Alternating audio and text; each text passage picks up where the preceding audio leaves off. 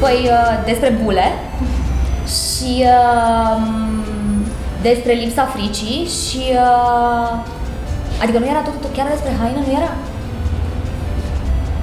Mă rog.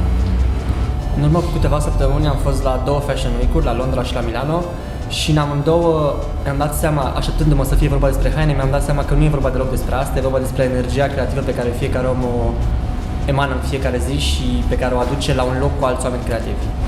Dacă te cerți în cuplu, ideal ar fi să fii dezbrăcat. Părerea noastră este că te împaci mult mai rapid.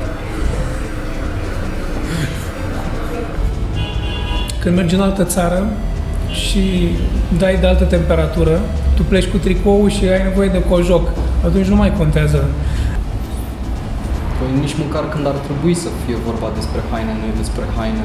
Am avut recent o întâlnire cu Răzvan Mazilu și colegele sale din noului spectacol Mon Cabaret Noir și era o probă de haine pentru o conferință spectacol pe care o avem și nici măcar atunci n-a fost vorba despre asta, ci despre bucuria întâlnirii și despre ceea ce reprezintă oamenii ăștia de fapt.